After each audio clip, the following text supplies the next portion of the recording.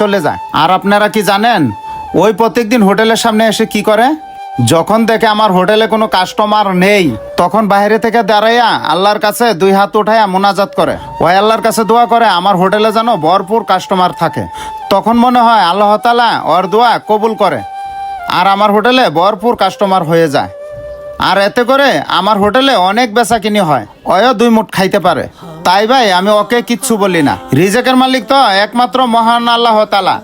হয়তোবা আল্লাহ তাআলা আমার হোটেলে তার রিজেকটা লিখে রাখছে, তাই তো আমার হোটেলে এসে 2 বেলা খানা খেতে পারে। তার জন্য ভাই দেখেও না দেখার বান করে থাকি।